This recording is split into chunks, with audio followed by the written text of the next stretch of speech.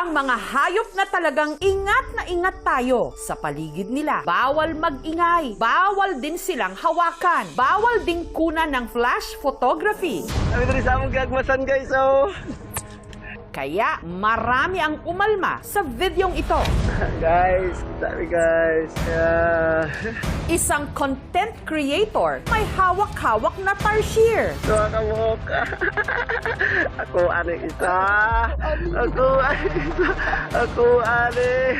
Ang isa namang tarsier na nakakapit sa halaman, kanila ring napagdiskitahan. Smile baby! Smile! Smile baby! Ang komento ng publiko, pinaglaruan ang mga Philippine tarsier. Bagay na bawal. Unta, wala lagi tandog ang tarsier kay dali lang mas ng tarsier. Smile baby! Smile! Naugot ko atong vlogger nga nagkuha sang tarsier. Ilahang gibugal-bugalan ba? Wala nila dapat gialag, babayan lang nila sa puno sa kahoy. Dapat mapuntahan sa Mindanao para maparusahan. Smile! Sino ang hindi manlalaki ang mata sa isyong ito?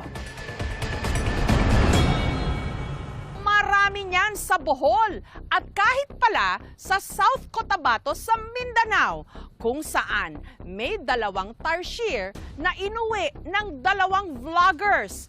Pinutakti tuloy sila ng puna.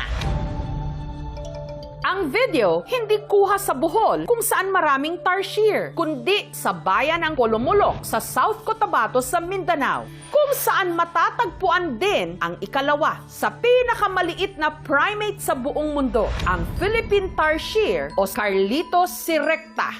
Ang mga tarsier nasa 3.5 hanggang 6 inches lang, sinlaki ng palad ng tao. Itong mga tarsiers natin, unique sila among other animals. Nag-evolve sila para magkaroon ng malalaking mata. Ginagamit nila to basically para makapag-hunt. Meron silang nocturnal lifestyle, active tuwing gabi. Tuwa ka mo. Ako ano isa. Ang kumuha ng video ang caretaker ng lupa na si Ryan. Umaga raw nitong April 6 nung puntahan nila ng pinsan niyang si Sammy ang lupang pag-aari ng kanilang kamag-anak para magtabas ng puno. Kailangan namin yun istabasin para malinis siya tapos tamnan. Hanggang meron daw silang narinig. Yung pinsan ko, sabi niya, mayroong sumisigaw.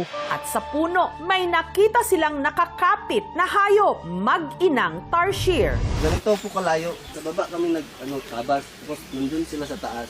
Hindi namin natabas yung baba kasi nandun sila sa taas, baka matamaan. Saka namin kinuha po. At dahil hilig daw ni Ryan na i-video ang buhay niya sa probinsya, Kami rin sa among gagmasan guys, oh. Sabi ko, wait lang, kunin natin yung video. Nasiyahan na kami sa pag video ko. Sabi ko, hawakan mo yung isa, akin na tong isa. Guys, dami guys. Ako ano. Oh, ha? Tahimik lang talaga siya. Hindi siya umiyak. Yung isa maliit, sing laki ng mouse. Tapos yung mukha niya, unggoy. Tapos pag tumingin sa'yo, lagi siyang nakasmile. Cute talaga siya. Yung nanay niya, ganun din. ang lalaki sa video, si Sammy, nakagat pa ng hawak nitong tarsier. Paa ka niya? Paa ka niya? Hindi naman po dumugo. Sabi ko, huwag mong higpitan. Dahan-dahan lang. Smile! Ang magpinsan, inuwi muna ang mga nakita nilang tarsier. Ito guys. Grapas guys.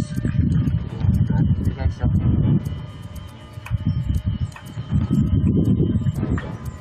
Ang baby niya guys. Ayan.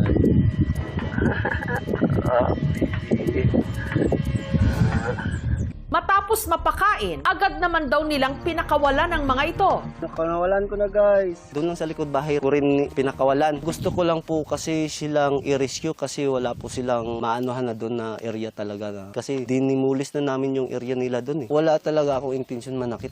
Pero sa mga in-upload na video ni Ryan, Guys, dami guys. walang natuwa.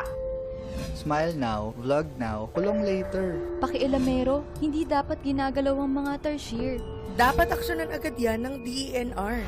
Ang mga tarsier kasi, napaka-sensitibong hayop. Ang mga tarsiers natin, requirement nila para mabuhay ay isang malaking area kung saan makakatalon sila at makakahanap ng pagkain. Kung sila i-confine mo sa isang maliit na space, mahihirapan silang gumalaw. Hindi yun natural. Meron tayong tinatawag na zoocosis or parang psychosis na nade-develop ng mga hayop kapag nasa captive setting sila. Itong ganitong klaseng condition, fino-force yung mga tarsiers natin sa mga ayaw nila basically at doon sila nasa-stress. Ang ilang mga tarsier nga, kapag na-stress, inuuntog ang kanilang ulo at dahil manipis lang ang kanilang bungo, kanila itong ikinamamatay. Pagka kinakategorize siya, whether endangered or threatened or near threatened, hindi lang population yung basis. Tinitingnan din syempre kung ano yung mga threats dun sa lugar. Kung very prone sila sa poaching. Katunayan, sa tarsier sanctuary na ito, sa bayan ng Tupi, sa South Cotabato, pahirapan ng makahanap ng tarsier. Hindi natin maikaila na medyo yung forest cover natin, yung mga kagubatan, lumiliit. Factor is land conversion. The need for farming or agricultural purposes. Yung mga human settlement natin are getting close to the forest area. Yung presence ng tao, medyo nagagambala yung mga animals natin. Smile! Sa mga nakalipas na taon, sunod-sunod na ang naitalang human-tarsier interaction sa bansa. April 2020, may mag-inang tarsier na na-rescue sa Dipolog City sa Zamboanga del Norte. Noong September 2022 naman, isang tarsier ang naligaw sa isang classroom sa Cagayan de Oro City. At nito lang buwan, isang wala ng buhay na tarsier ang natagpuan sa kalsada ng Katbalogan sa Samar. Alarming yon because it sends a very wrong signal. Yung awareness raising, kailangan consistent yan. Kamuka. Ako isa.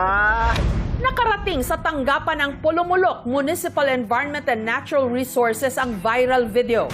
Ang office po pumunta doon to conduct investigation and verification regarding that issue. Afterwards, i-endorse po namin sa PENRO po at saka region office ng DNR. Kami rin ay nabigla. Parang talagang minamaltrato. Very disturbing yung video. Kasi parang pinaglaruan eh. Smile, baby! Smile!